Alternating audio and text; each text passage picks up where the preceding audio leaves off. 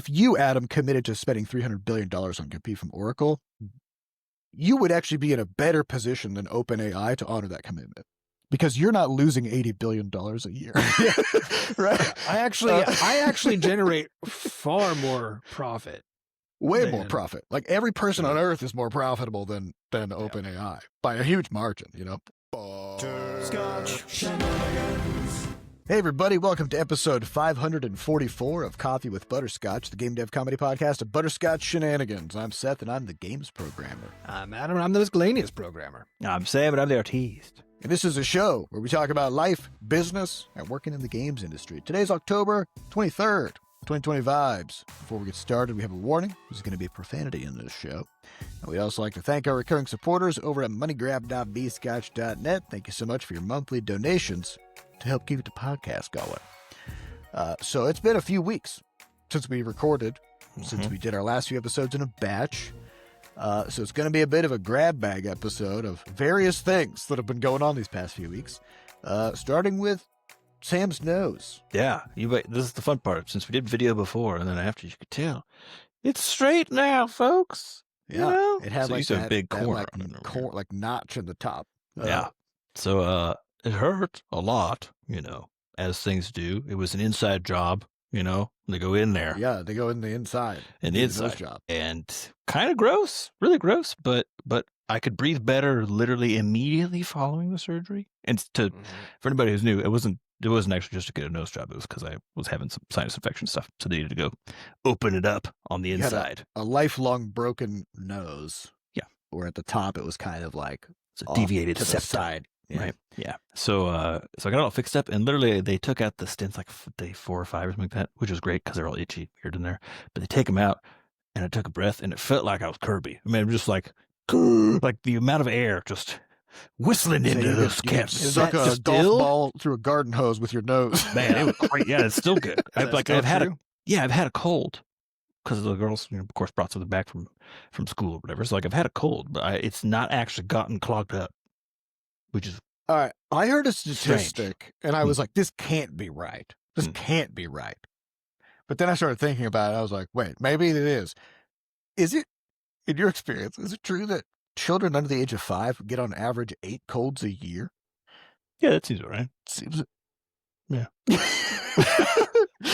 I need to go verify this, but I was like, I mean, based on what I've seen from afar in your household, it seems accurate. Yeah, I think the problem is because, or an underrepresentation, to be honest. Yeah, I think it's a sort of an approaches infinity problem, right? Because if you're ever not having a cold, if the gap between colds is 0, then is it just one cold? Mm-hmm. If you're chaining a cold, if you're chaining 3 colds back to back, is that 3 colds or was that just one cold? Is your life just infinite colds? Like, how does this? Yeah, that's why I wanted to get this done before winter set in, because it's like that's really cold season, And last winter I was just fucked up the whole winter. I got like a walking pneumonia, like twice. I mean, it was crazy because they just calling it walking pneumonia is a bit presumptive because they're declaring in advance that you should be fine. You should be out walking around with it, and it's like, what if I just have pneumonia and I feel like shit and I want to go lay down? No, you don't call it that after the fact if you didn't end up in if you didn't end up on your back. Yep. If I'm going to get pneumonia, I want the lying down kind so I can. I don't know if you do though. I don't want to have to walk around. I want to give me a break. No, yeah, I mean, you don't. Yeah, because it's. I'm just talking semantically, Yeah, being able to or having to is, could walk pneumonia. Yeah, because I feel like if I have walking pneumonia and I'll be like, sorry guys, I can't go out. I've got walking pneumonia, and people be like, I mean, it sounds like you can. So it's in the name, literally. Yeah, it's not a big deal. So come on over. But it's not called going out and hanging out pneumonia, So you just you just gotta. Make sure you hold firm on your boundaries. Just walks only. I got the walking type, not the hanging out type. So it's like I got to stay home. Yeah. So you're feeling good, Sam? Yeah, I'm good. Hell yeah.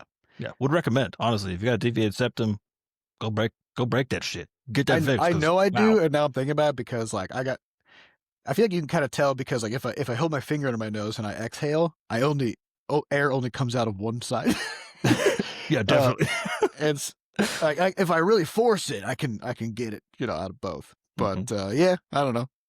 I feel like once I start, because like, isn't it true that your nose and your ears grow your whole life very slowly? Something like that. Like, yeah. yeah, It's like because it's like, cartilage and stuff. so Yeah. I think they there's just sag. but I think there's a reason why like people start to snore later in life is because I think it's like still changing on the Oh, yeah. inside in there, and It's all just like, collapsing. you're in just on running out of itself, you know? space. Yeah. you know? Yeah. Yeah. Honestly, I would recommend it. I mean, it sucks, but like sucks for about a week. It didn't look as bad as I was expecting.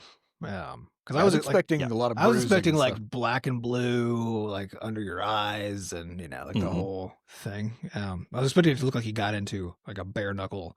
There's only a little bit of fight. that for like the It first was day or just, two. yeah, it was very puffy. I just basically looked like I gained like 50 pounds. You know, my face Yeah, it was was just like kind of swollen generally.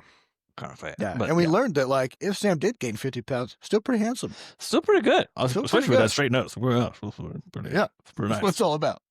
All right, so while we were on our 3-week hiatus, we had the Levelhead Daily Deal, which I think was also going on when we recorded. We were like, well, we don't really have much to say about it yet because it's still ongoing. Yeah.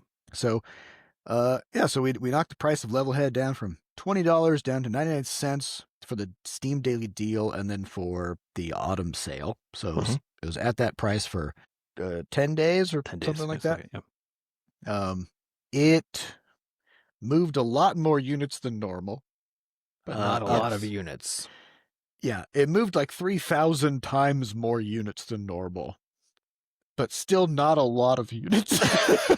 Yeah, it's easy for that percent to look cool, right? Because you're starting from. But again, it's not even a percent; it's a multiplier. It was like 3,000 times the number of units, not 3,000% of the number of units. Right.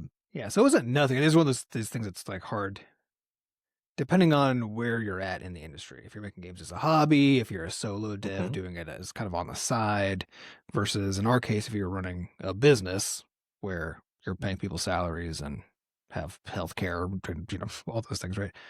The difference between like what is sufficient is huge. It's a huge range, right? And so it's one of those. It's like we made some money doing it. If you just look at the absolute number in a vacuum, you'd be like, "Oh, that was a nice little change. Nice bump." Yeah. But if you look at it compared to our costs, then and just like how our other games tend to do relative to other games. Yeah, that's the big one. And so it's one of those things where it's like it brought a ton of new players for Levelhead, which is good because it is a players. You need players to be in there for the whole game to kind of work, right? So it was going to be a win for us no matter what, just because of that. Like we knew we were going to get some more people in, which is good for everybody. Yeah. But I think the reality is probably in the long run, like it's not like we'll be able to negotiate with Steam to get another one. I guess I'll put it that way. It didn't make enough money, just like in absolute terms. This was we'd already tried. We'd already tried to get Steam to let us do a daily deal historically, and they just said no. So this was a fluke already that they let us do it. Yep. And it definitely didn't do enough on Steam's side for them to be like, yeah, let's do this.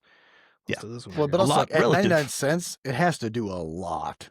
To make good money. Like you got to sell like 100,000 units for at that price for Valve to be like, yeah, that was good. It was worth it. Which we did not do. No.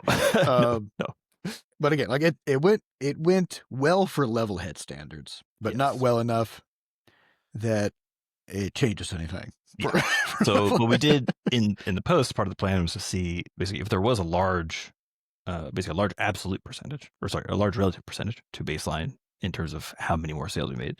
The plan was to drop the price a little bit, to just see the theory being that, okay, maybe there is some demand elasticity there. And if we just drop the price down, then we could just have more players and maybe make the same amount of money or even more money, right? That's the idea. Hopefully is that you're making even more money if there's some good elasticity there. So we did drop the price.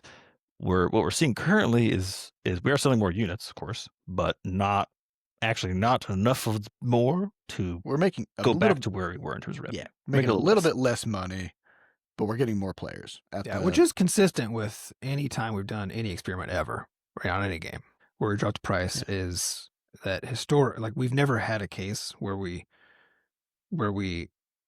offset the price drop by the new amount of purchases. Yeah, which is interesting, right? Because like again, everyone talks about pricing indie games and stuff, right? And even with Crashlands 2, we priced at $24.99, which we felt was basically the highest we could go. Like we could we looked all around. We're like, at $30, we can't, we're not going to be punching into that weight. That's like a slightly different, getting into like AAA class stuff, right? But given the scale of the game, whatever else, like that's just so high, like as high as we could make it. And since launch, we've had some trepidations about like, was that the right move? Should it have been just $20? But again, like after doing a level head change, every time we've dropped price of the stuff, it just has resulted in basically less overall revenue, I guess. Because a game isn't a steak.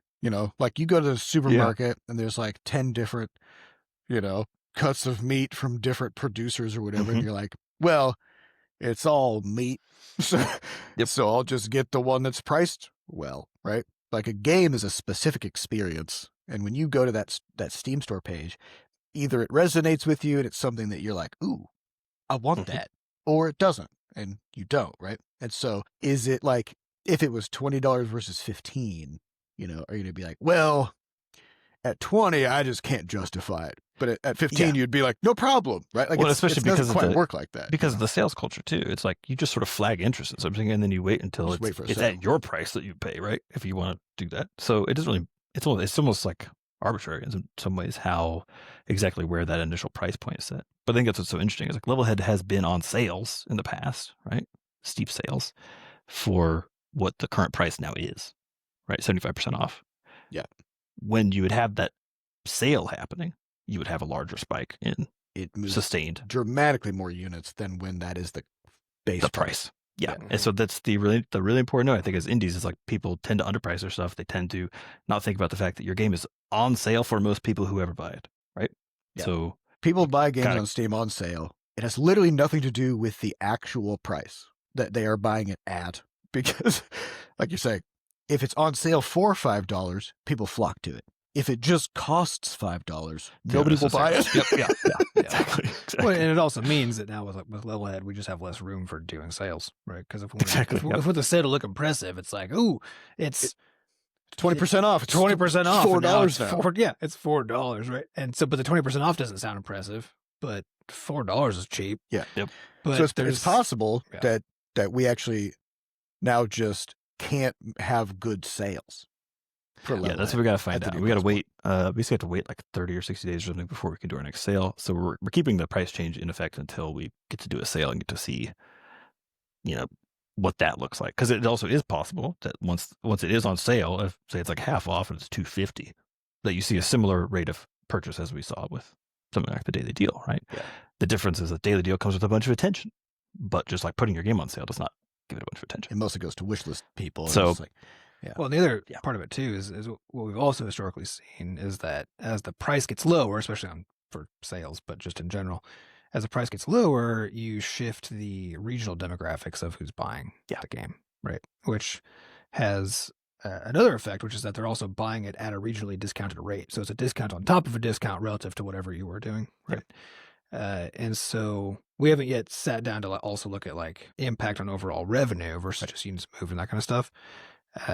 And it's similar deal with Crashlands 2. Crashlands 2 launched. We've covered the 9 languages or whatever it is. Mm-hmm. Our biggest audience at launch was China, and it's the Chinese language of the game, but not by as wide of a margin as Crashlands 1 has, like predominantly sales units in China, right?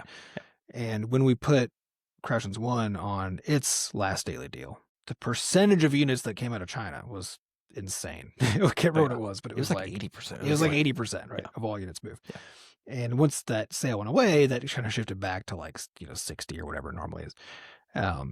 And so my suspicion is with Levelhead that at this lower price point, we're going to be getting we'll have this sort of just more of a just an international audience.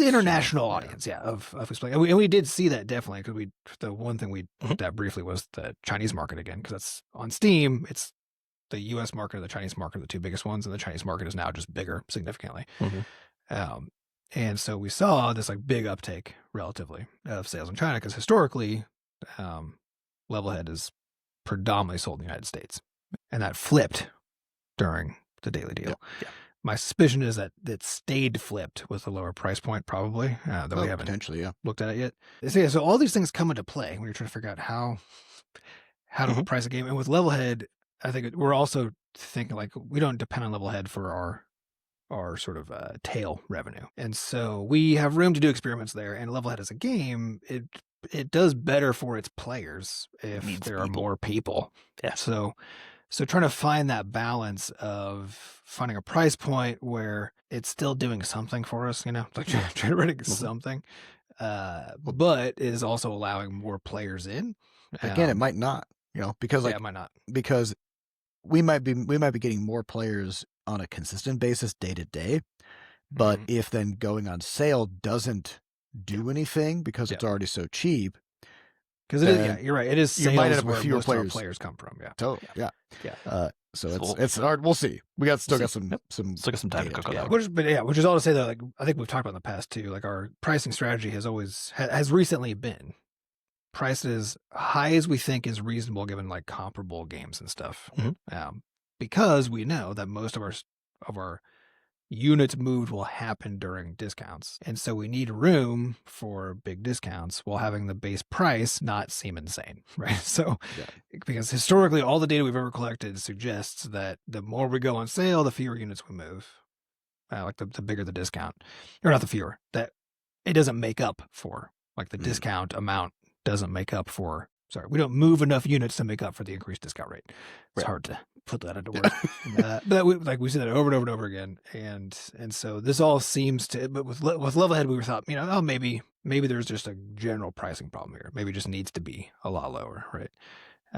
And so far, what we're seeing is like just the repeated evidence again that nope, it is that like more people are willing to buy it at the lower price. Yeah, but not enough. But as in, like, the problem isn't the price, right? The problem is it's just a niche game. I think it's just what it is. Well, speaking of our games, how many dudes? Yeah, let's talk about it. So we're working on how many dudes.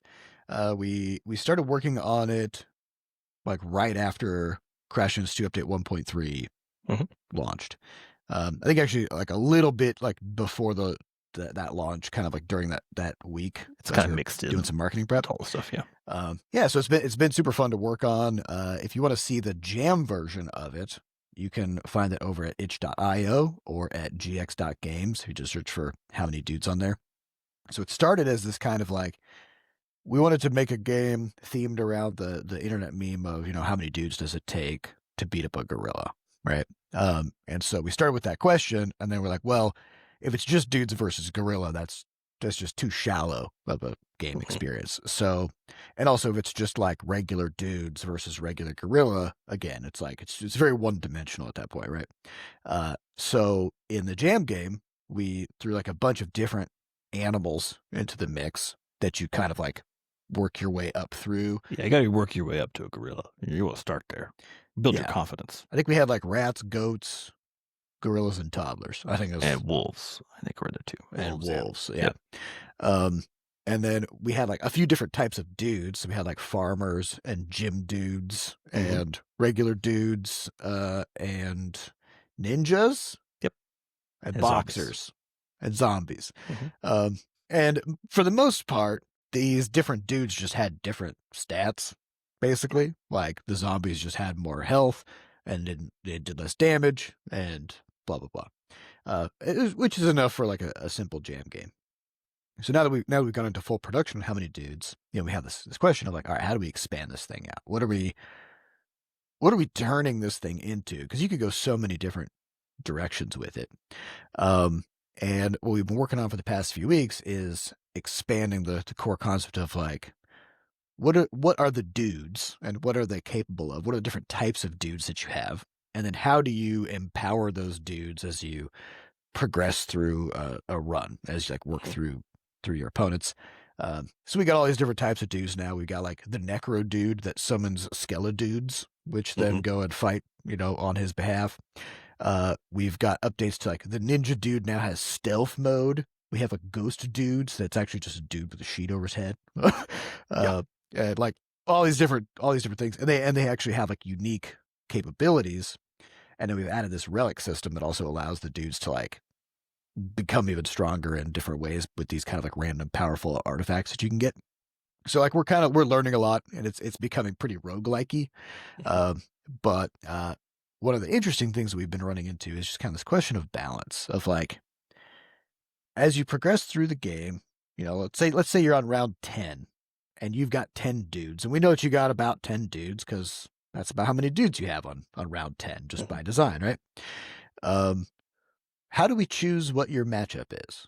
Like when we're choosing what types of animals to give you the option to fight, is it like one wolf or 8 goats, and you're going to choose whether to fight these things with your dudes. How do we choose your opponents, and how do we choose how many of that? Okay, so I just want to kind of talk through this a little bit on the podcast because it sounds kind of basic at first, but it gets really fucking complicated actually really fast. Yeah, I think it's a good example of how basically as the scale of something goes up, then just sort of basic facts about it get all fucking weird. And in our case, it's like as a good starting position, we know people basically have an intuitive understanding of, or at least think they do, about like what the scale of a fight should be. So like if you're one dude versus X toddlers, right?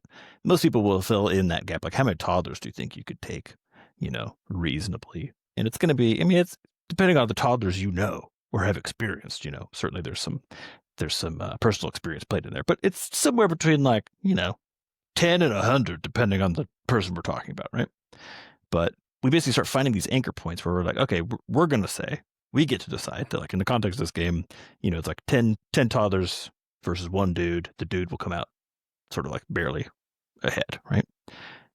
But what's interesting then is as you scale that up, so let's say you're on this round 10, and you're going to fight like 100 toddlers. If it was just one dude, the dude just gets vaporized instantly.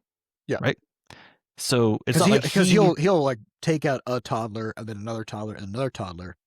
And while that's happening, there's still 97 toddlers just pummeling. Yeah. And so you have this scaling up problem, right? Where it's like the more enemies there are versus the spread of dudes you have, then the more concentrated their damage becomes on living targets, and the more essentially diffuse that individual dudes' attacks become on the broader HP pool of the entire enemy target base. And so it starts to get really weird, and we're basically trying to figure out how to do the math on this so that when we present you with these matchups where you're choosing 100 toddlers or 3 wolves, that it's a good matchup where you're like how did we come up with that ratio for that point in the game, right? Because so what we kind of were thinking about it, we were talking through this throughout the week, and it's like, okay, well, we know how much damage a dude does, we know how much health a dude does, and we also know the same thing about the opponent, right?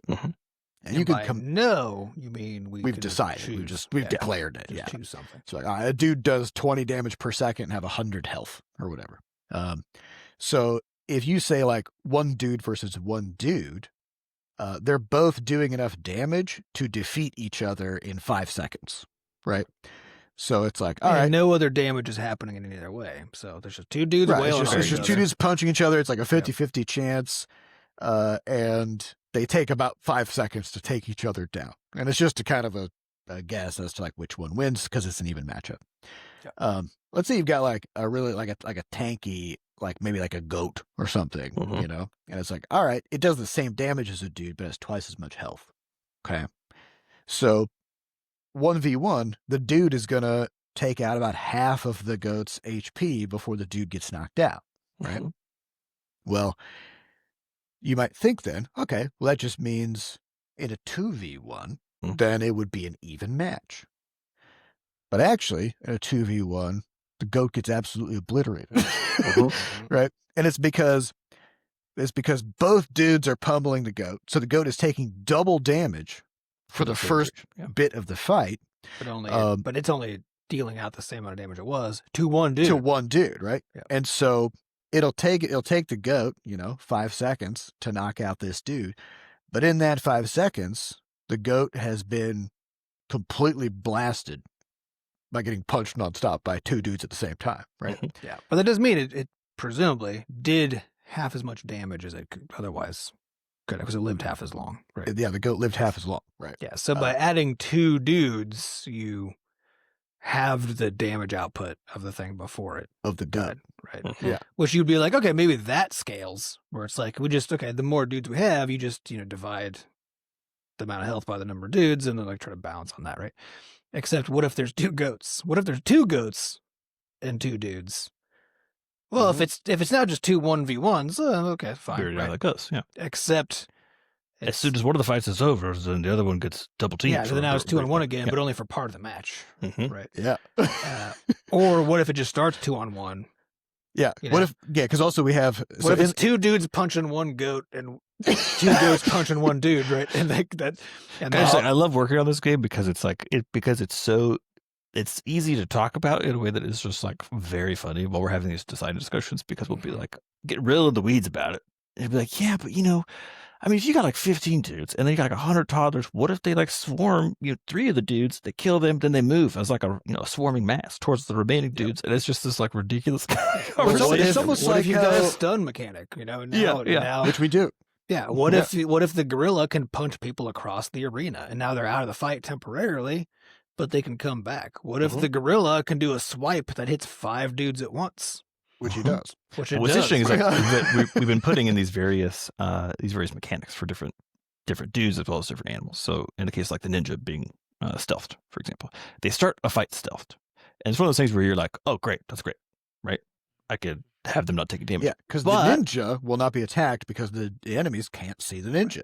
But as this thing scales, right, then that means that more of the enemies that are coming in are going to be targeting the other people in your group. Yeah. For So those your brief other couple dudes seconds. will get swarmed while your ninjas are totally fine. Which makes it more likely because the damage is no longer distributed as well, that even though Yeah. those dudes are doing better, they're sort of causing your other Yeah. dudes to die faster, which means in some ways they're like not good. But you So got we're- but here's the thing, you got an easy fix for that, which is you just make sure you have some night dudes, because night dudes taunt enemies to attack them, because night dudes Okay. have armor and they're tougher, right? Mhm. Or you bring in some Spartan dudes, because Spartan dudes will sometimes block attacks meant for allies. Exactly. So it's Yeah. all about this like whole kit synergy. But it is funny seeing these things But where then it's like, how do you balance? Like, Yeah. because those are all the Yeah, things. well, the thing is you But don't, then right? how- At the end of the day, like you basically, and this is where things get kind of like, it's all Silly. like the philosophy of game design, right? Which is like what you need is a rough approximation that feels pretty good to Yep. to work your way through, because the goal of a game like this is to let the player become stupidly overpowered and also throw increasingly overpowered things at them. Yeah. Right.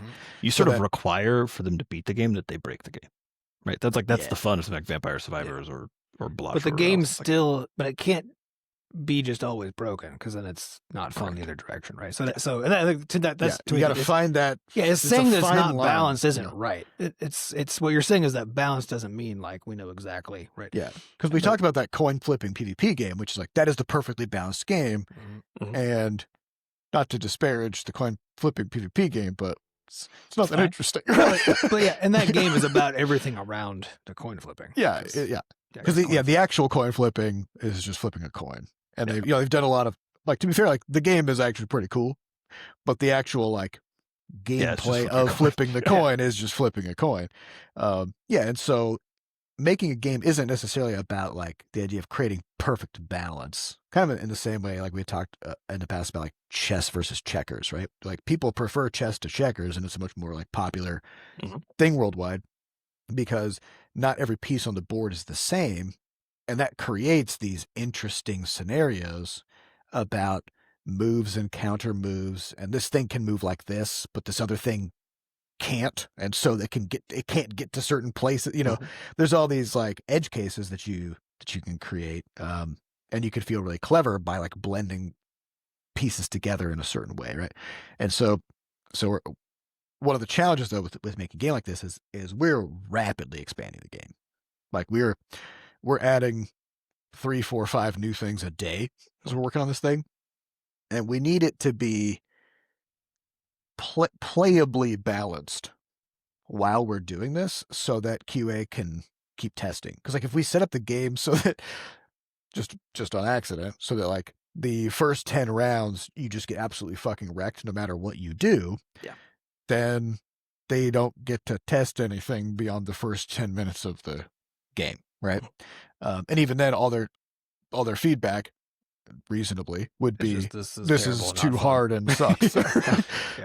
Yeah. And so we're just kind of constantly tweaking these values and playing with them as we go to try to find a good balance. But just like it makes me think of how, like, as a human being, it's so hard to think about things like volumes or areas, right? Mhm. And when you're thinking about like me versus a goat, right? Like you can imagine that, but you can't imagine what it would be like to fight 10 goats at a time. You know? Well, I think that's part of it too. Is like we're because of course these are goofy simulations that we're doing. They're not in any way trying to be like accurate, but it does do that same thing where you get surprised by some stuff where it's like we made this short. Like, why did 10 toddlers beat up this dude so hard? Yeah, but then you watch it and you're like, kind of makes sense. Yeah, it makes It is sense. a lot of toddlers. It's Yeah. like we had this one where we made a short about 100. Basically, can 10 dudes take on 100 rats, right? And it was just a theoretical question. We had internally put it up, and of course we have a control of all these numbers. But at the end of the day, we want to know, can 10 dudes take 100 rats? And so we put it in there, and it's one of those things where intuitively I would think that, like, yeah, they're just rats. Like, sure, it's 100, but like that's like 10 rats per dude. I feel like you could stomp stuff, whatever, would be fine. But then you watch this unfold, and it's horrifying because Like it's one or like two dudes just get absolutely swarmed and eviscerated, like right away. and then this wave of rats comes and just eats the other dudes. Yeah. It's like no contest. Only like 10 rats died, you know? And it's just like, all right, that is probably how it would go because of how uneven this is. Like, if you got swarmed by, it's like, Because again, it's not like they're neatly separated out into like one dude versus Exactly. 10, one dude versus 10. It's chaos. It's a battle. Mhm. The rats swarm shit, and it's bad. Definitely someone's going to die. Like in a 10 dudes versus 10 rats scenario, like someone's going to die. Someone's you know? going down, And like as soon as that person goes down, the dominoes start to fall. the ratio you know? starts to tilt. You Yeah. know? Yeah. So there's all these things where you think on paper, it may like you would guess that it's going to go a certain way, and wow, it does not. You know, and it's all because of these like these shifts in balance of numbers of units, which is also probably why people love like Totally Accurate Battle Simulator. You Mhm. know, just because like the nature of the mechanic of the game, which is just like have a bunch of units fight a bunch of other units, just always kind of comes out in a surprising way in the end. Yeah. There's always some kind of subversion of like, oh man, I thought this was going to go differently, which is kind of cool. So yeah, I mean, it's been a lot of fun working on the thing. We've been putting up YouTube shorts and just like doing a little bit. So, you know, if you're subscribed to our YouTube channel, you'll definitely see those popping up because I have been on my YouTube homepage. So, yeah. So if those pop up, you know, give them a thumbs up. Help us boost the visibility of this game as we work on it. All right. So the last kind of topic to hit that's been kind of in the news a lot is the AI bubble. AI's in a bubble. Everybody knows it. And people have been talking a lot about why it's in a bubble and when it's going to pop. Mhm. Okay. So I wanted to kind of talk a little bit about my understanding of this, and based on all the information that I've gathered, and just to kind of like, maybe for people who are our listeners who have just been like hearing that it's a bubble, but aren't necessarily sure, like, what does that even mean, or, you know, whatever. And people are drawing a lot of parallels to the .com bubble of the late 90s, because at its core, the idea of a bubble is that like the amount of investment that starts going into stuff far outpaces the possible returns. And So you have at an imbalance in like either some short or medium term scale of like when that money could possibly be coming back out of the investment. Yeah. If at all. But everybody you know. involved thinks that like they'll be one of the ones who either gets out in time right before it collapses, or that they'll be one of the unicorns where actually it does pay off. Yeah. You know, because Because, like yeah, Amazon from any was part bubble- of the .com bubble. Yeah, exactly. From any bubble, know. like from the ashes, some stuff comes out of it, right? So And so what's been going on with the AI bubble is, especially over this past year, there's been a lot of really big investment deals.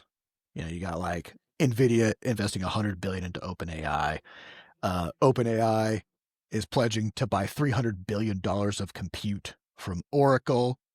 Oracle is going to buy hundreds of billions of dollars of chips from NVIDIA. It's just like big deals. I think NVIDIA bought to 10% stake in Intel, you know. It's just There's money just flying around. Microsoft put $10 billion into OpenAI, like a couple of years back. And so it's just like hundreds of billions of dollars just flowing around, all with this idea that there's going to be some kind of a big return on these things. So the first question is like, will there be? So OpenAI, I believe, is making the most money out of any of these AI companies, and they're making about $12 to $15 billion of revenue per year. So not profit, just revenue. Yeah, they're extremely far from profitable. Yeah. So they operate at like an $80 billion loss. So it's costing them like $100 billion a year to build on this infrastructure, to process the compute, blah, blah, blah. So And already they've committed to spending another, whatever, 300 billion. they've committed to spending about $1 trillion Or truly, yeah. Like just over the next 5 to 10 years. Is that money they have No. already? Now this is the problem. So there are these circular deals going on. There's this term called round tripping, which is technically a fraud. And people are debating like, is this round tripping? Is this what's going on? And the idea of round tripping is basically you beef up your own sales numbers, your own revenue, like you're going to make your balance sheet look really good by essentially creating money out of thin air by just handing money to your customer, and then they just give it back to you. Okay. So this is like OpenAI and NVIDIA doing a deal together. So this is NVIDIA investing $100 billion into OpenAI, which is NVIDIA basically on paper. They've just like converted some cash into equity, right? So it's kind of like if you buy a house, your net worth stays about the same, right? Because like you've just converted one asset into another type. So of NVIDIA asset. still technically has like $100 billion in value, just not in cash. It's not an expense for NVIDIA, but it's a investment. value in something that everybody thinks is going to rapidly increase in value, right? Right. They've converted cash to essentially not actual shares, but essentially shares of OpenAI. But it's shares, but it's a private company. Private so shares, yeah. So they've converted to private shares of OpenAI, which everybody believes is a good investment, which means that them making that conversion makes everybody else believe, even though all they did was spend a huge amount of money. Everyone was like, hey, that huge expenditure that you did means that you'll, in the future, be worth 3 times that when OpenAI becomes extremely valuable. Right. But according to accounting principles, it's not an expense. It's not an operating still counts expense. as an asset for NVIDIA. Yeah, in the same way that like paying a salary is an expense, right? So they're going to take this $100 billion, they're going to hand it to OpenAI, and then OpenAI turns around and they're like, well, we're gonna buy $300 billion worth of compute from Oracle. Third party. Yeah. It's okay. Yeah. So Oracle is building data centers and blah, blah, blah. Where's Oracle getting the chips for these data centers? From NVIDIA. Yeah. Right? So you've got these like just few companies that are basically just moving money in a circle. And it all comes back to NVIDIA as future revenue that they'll be able to recognize later. So but it's their own money just coming back to them. Yeah, if I take Oracle out of the equation just to make it easier to understand, it's like NVIDIA gives OpenAI $100 billion. OpenAI does something, basically, essentially giving the money back. $100 billion of purchases of... Yeah, saying we're going to make $100 billion worth of purchases eventually through whatever chain for NVIDIA, which means that NVIDIA now gets to count the initial $100 billion still as an asset because they didn't spend the money. Right, they still own that investment. And now they have a thing on the other side that says, and we have another $100 billion coming in from the sale of revenue. stuff. Yeah, so they've taken something So that they've isn't. doubled their money. Yeah, because if you spend money as an expense, right, then it counts against your net income, right? Because your revenue or your net income is just your revenue minus your expenses. So if you take $100 billion and you give it to somebody else, but it's not an expense, and it comes back as revenue, that's just then you've taken your own $100 billion and just turned it into profit. Right. So then your share price goes up because you've just created $100 billion of profit out of thin air. Yep. Yeah, because it feels obvious that if you ignore the share price aspect of this thing, that in the long term, this can't make any sense, right? Yes. Because at some point, the actual money does have to appear. And once money has to come from outside the ecosystem. So we kind of use as an interesting comparison. It's like, let's say you've got 10 different indie developers, right? And they're like, okay, we're all going to release our games on Steam, and to boost ourselves on the Steam algorithm, we're all going to buy each other's games. Right. Okay. So they're all just moving money in a circle. And every time the money moves from one person to another, Valve takes 30% of it. Right. And so there's no money coming into this. And if they all keep just buying each other's games in a circle, eventually nobody has any money and Valve has all the money. right? Right. There's a leak in the. But There's an if outflow, in but no doing inflow. so, if in doing so, you make your games more attractive to your audience so that outside money comes in, then you've similarly created money from nothing, right? Yeah, So right. because you basically have boosted your share price Right. conceptually of your games by generating hype around them so that people buy into it, thus proving the initial claim that you made that, hey, this is valuable, Yeah. right? And now if that all Inflows happens attention. successfully, then you then set off a external reaction that brings cash into the system. Yeah. So then by doing all this stuff like NVIDIA, OpenAI, Oracle, they're all circularly boosting their share price too, which is then pulling more money in from outside, which is I guess is the theory that they are trying to, you're able to make up for the difference then? Well, so the In, problem like, the is fake money versus the real money that's coming from the outside is still just investment money, right? Okay. Because people see the line go up and they're like, FOMO, I don't want to miss out. I'm going to invest in this thing, right? So more people jump in investing. And there's also kind of like I don't know what the term would be, but there's like this idea that other people probably know something you don't know. So if you've got all these like big investors, these big private equity firms, these big data companies, whatever. Yeah, if it's their job to know, then they're all pouring money into this thing. And you're like, I don't really see the value, but I'm further from the problem than they are.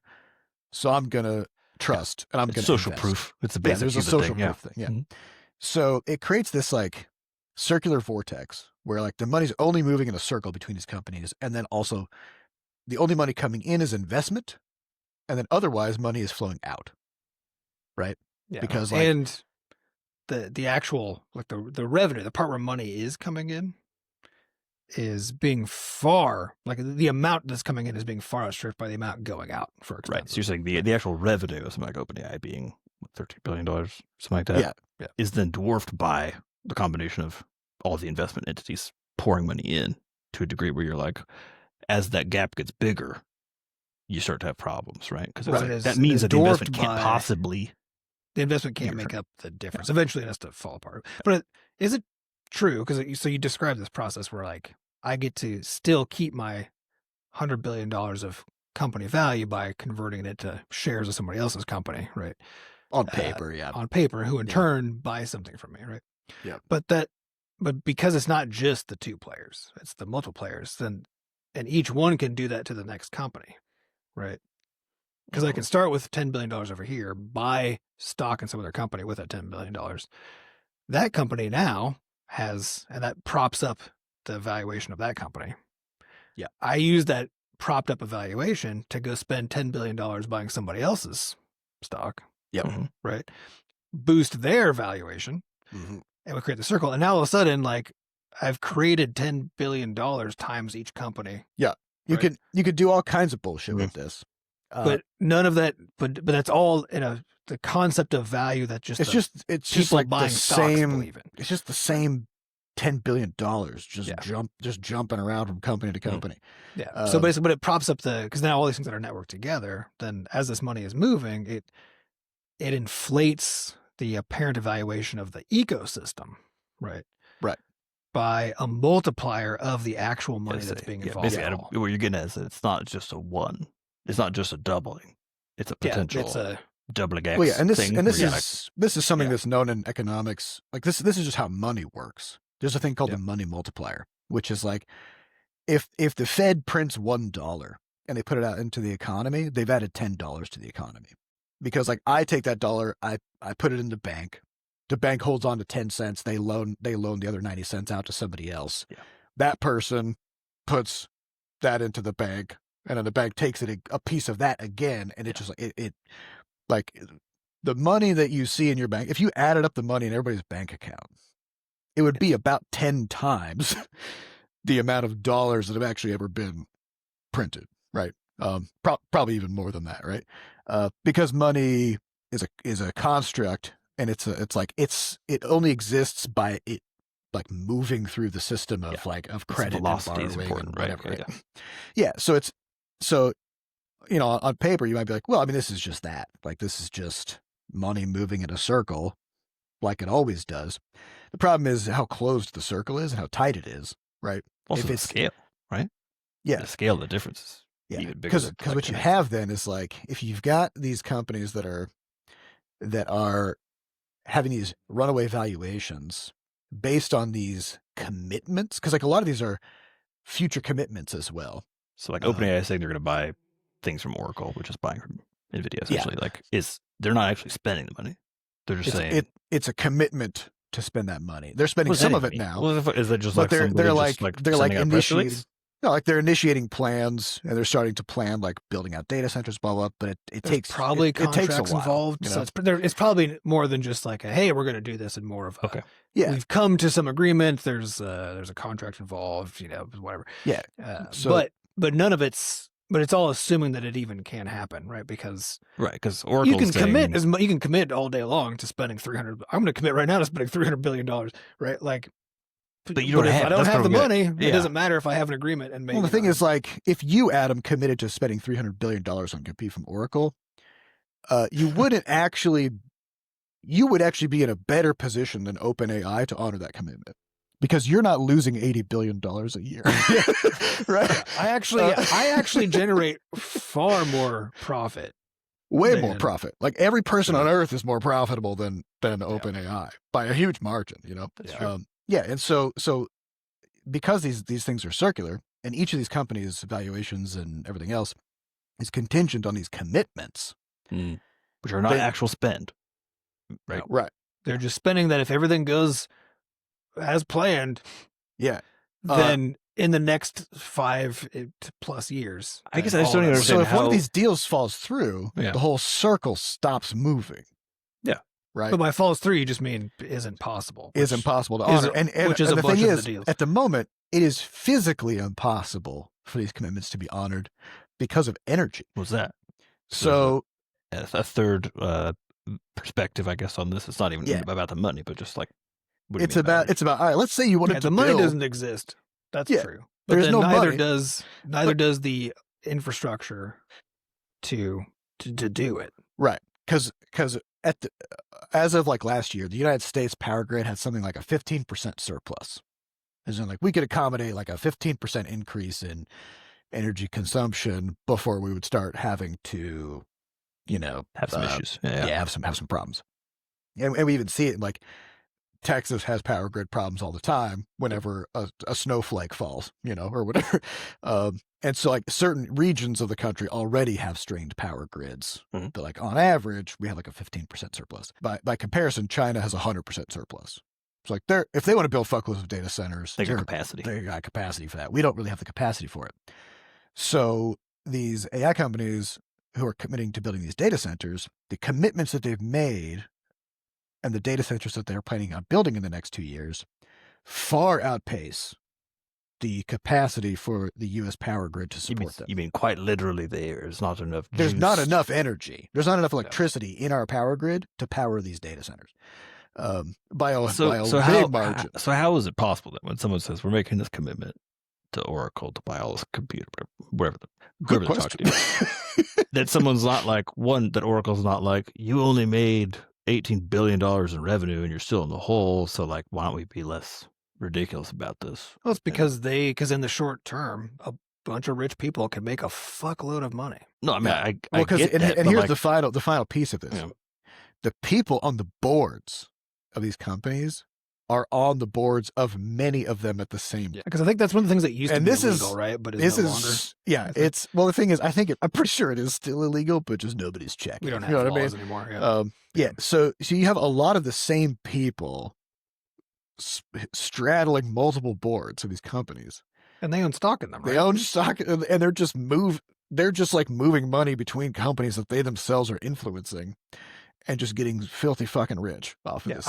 It's just fraud. I don't see how you could call it anything. So like Larry Ellison, who's the owner of Oracle, became the world's richest man. I don't know if he still is. I think Elon Musk overtook him again somehow. Because it's all fake. But again, it's all fake, propped up by fraud, right? Because it's fake because it's just stock prices, which are made up by market cap, mass hallucination, right? And then, but all of those prices are just propped up by fraud, or at least if it's not literally fraud, it's only because we don't have good laws, right? It's because if it's not fraud, it's Certainly looks. I would like say It it's doesn't look good. certainly fraud in the colloquial sense. yes, yeah. As you would understand, Whether or it not when it's explained to legally someone. fraud. It's Yeah. the same way. It's like laws aren't ethics. It's the same sort of Right. thing. Yeah. So Yeah, it's like so- it is absolutely. I don't see a single way you can look at any of this. Well, yeah. As soon as you're on multiple boards of multiple of these huge companies and you're just moving money around, and just inflating stock prices. Yeah, then, and like, there's that's just no clearly just fraud. way that there's like the revenue coming in versus the expenditure going out already. There's no way for any of this to make any sense. And then you add in all these like insane commitments that are literally impossible. I guess that's why I just always I'm like, how can this is the question of like, how is it allowed that like OpenAI could be like, we're gonna buy all this stuff from you when it literally can't happen if it's not just like the closed system of this, it's just people just doing well, whatever they want. and to this, make money. this is the question of like it. There's a blurry line between incompetence and malice. You know what I mean? Like there's that saying of like never attribute to malice what could be attributed to incompetence. Mhm. So it's hard to tell whether individual actors here are just making bad decisions or whether they have a full picture of what's going on. Hmm. I think there's a lot of these people who work at these AI companies who truly believe that what they're doing will generate $1 trillion of revenue. Sure, maybe in the someday. next And 5 that's where years, you know? that's the Yeah. incompetent side, right? 'Cause Right. that- And then you got people who probably know that that's not going to happen, and there's no path to that. but they're going to make they know. money while the true believers are trying to. Yeah, and so they're totally fine just kind of running the grift.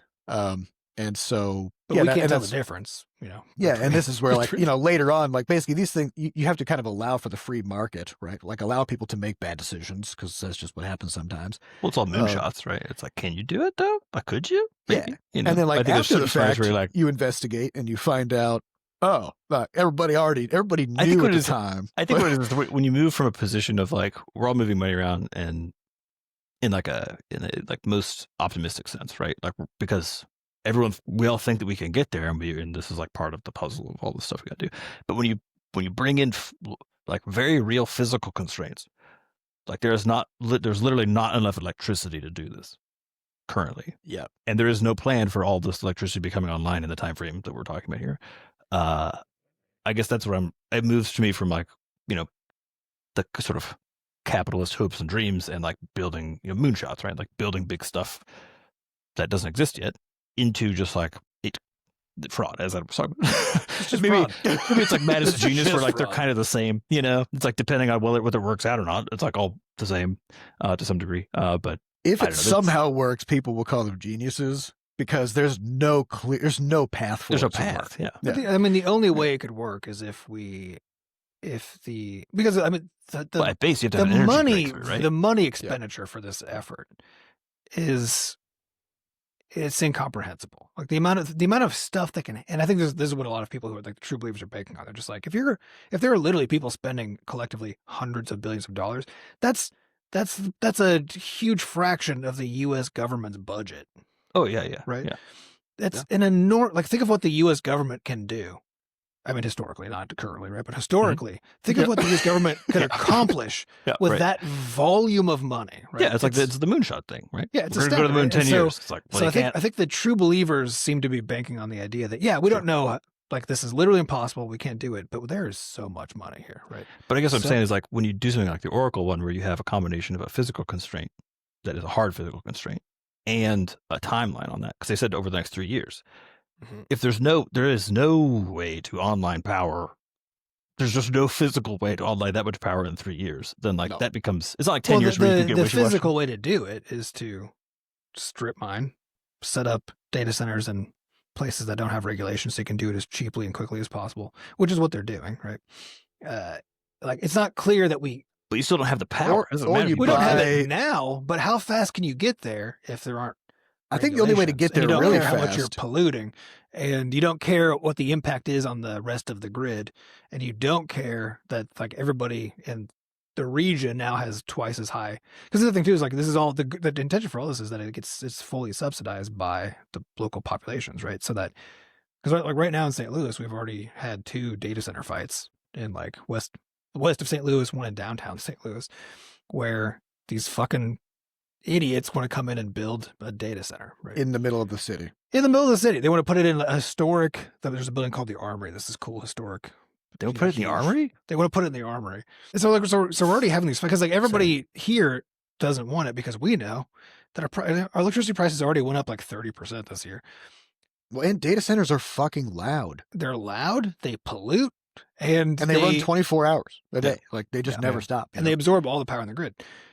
And so like the entire like infrastructure around all this AI stuff is just assuming that like all of the costs will be externalized to such a huge degree, right? Right. That, hey, we don't have to deal with, it's expensive to deal with pollution that you create unless you just pollute and let everybody else deal with it, right?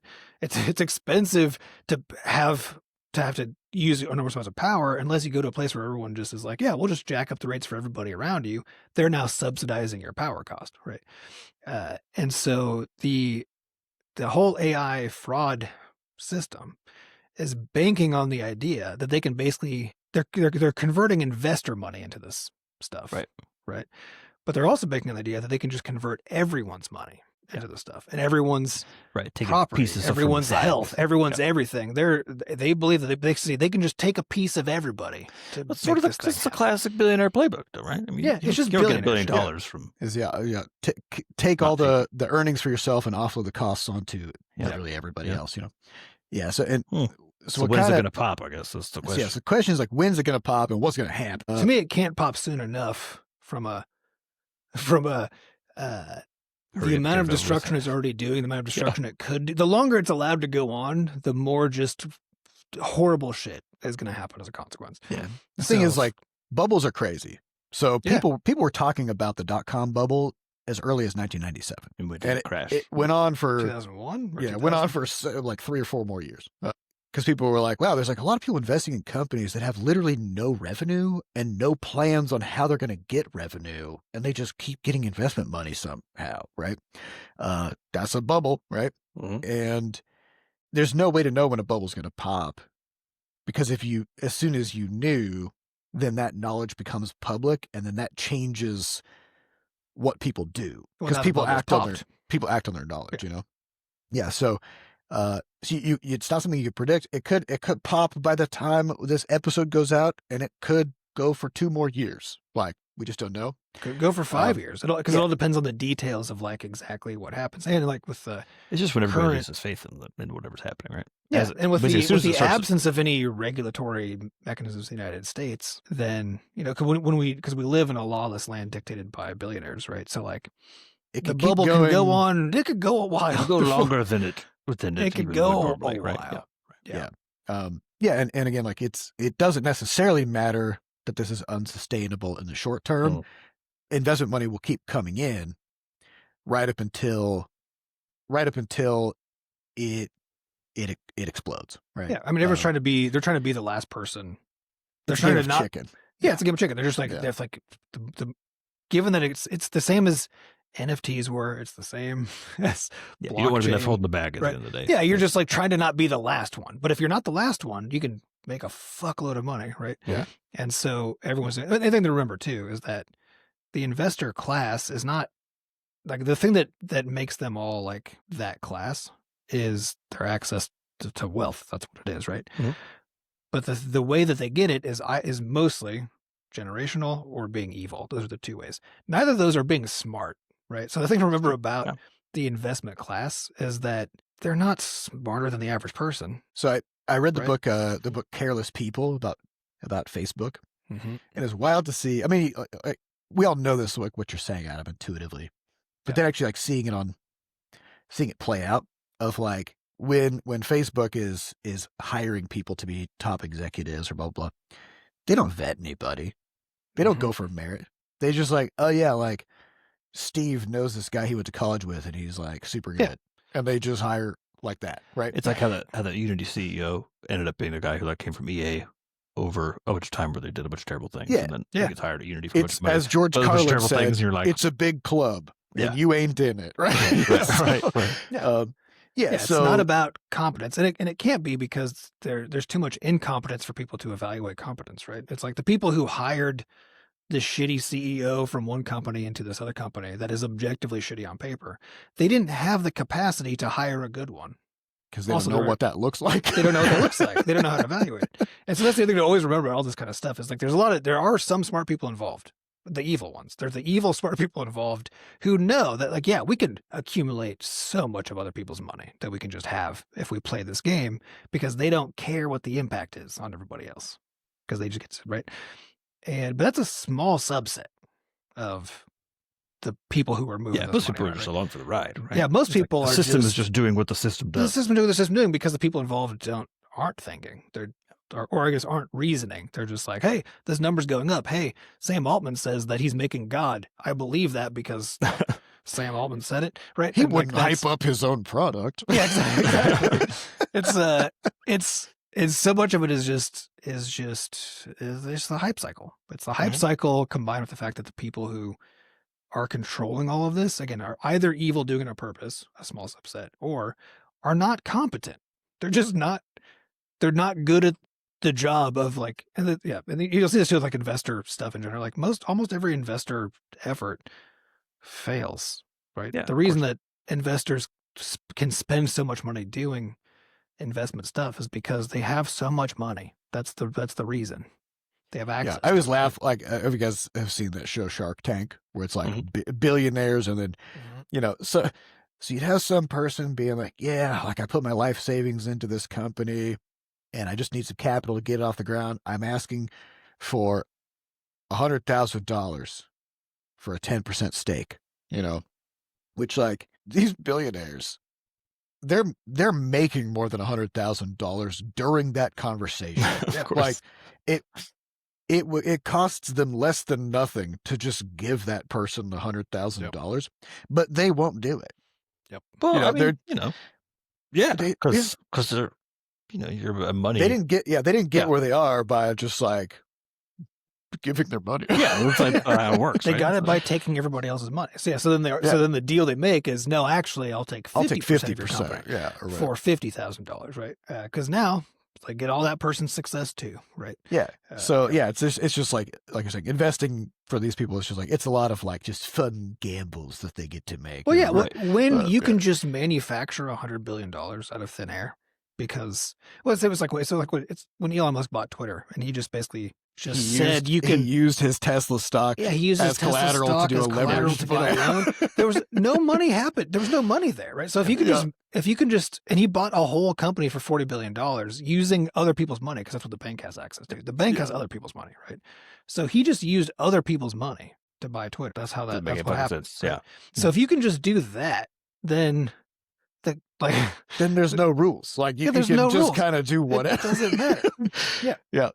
Yeah. So in terms of like what you should do and what's going to happen when the bubble pops, I mean, good luck to us all. Hold on. Yeah. White knuckle. Yeah. I think a good rule, as always, is the same as it always has been, which is diversify. Yeah. And normally we would say, get an S&P 500 index fund, because that's a diversified slice of the S&P 500. However, 7 companies are now 40% of the S&P 500, which means if you just have, and all of them are pinned to NVIDIA, and they're all stuck to, they're all part of the AI bubble, right? Yep. So if you only have S&P 500 index funds, you're actually not diversified anymore. You're just an investor in AI, just like everybody else. You gotta think outside the box a little bit. Try to be safe, but again, like, who knows? There might be another 100% upside on this bubble before it pops. You know what I mean? Like, we don't know. Or maybe an infinite source of clean energy will get invented before it pops, and now all of a sudden we got the electricity for it. Yeah, and then super likely we'll all get to have even more AI in our lives. Yay! So really, you still spin around to the fact that no one's buying it, which is the best part. At the very end, you're like, so that we have all this for some reason. Yeah. Well, and like, I can't get into too much, but because we're at the end of the episode. But what cracks me up about this whole thing is that the win condition for AI companies is a lose condition, which is their goal is to replace everybody with AI. You know what I mean? Which means nobody has money, which means they can't earn money if they succeed. So there can't be a payoff to these investments. Even if everything goes according to plan, everything Not in the collapses. long term, but in the short term. In the short term, they can take everybody's money. Mhm. So that's good. I great. mean, if Yeah. again, Well, I guess- if you're a sociopath, We'll have maybe we should have this segment, which is just Bubble Watch, and we'll just we'll Bubble check Watch. in. We'll check in on future episodes Check in. as things move around. You know. Well, yeah. I mean, when it pops, we'll know, so we won't need to check in on that episode. No. But we'll keep our finger on the pulse of this Mhm. thing because it's crazy. Yeah. It's crazy out Yeah. there. All right, well, that's all the time we have for this week's episode. We'd like to thank our producers, Fat Bart and Sampa Acosta, for putting the podcast together. And thanks to our community moderators who keep our Discord running. If you'd like to get more involved in the Butterscotch community, just go to podcast.bscotch.net, where we have links to the Discord, a way for you to donate to support the podcast, and links to the archives. And if you haven't yet, head on over to Steam and give How Many Dudes a wish list, as well as pick up copies of Crashlands 2, Levelhead. Give us good reviews, all that stuff. We'd appreciate it. And of course, like and subscribe on YouTube for the podcast. It helps us get more visibility. We appreciate it. So thank you all for listening, and we'll see you next week. Goodbye. goodbye. Bye.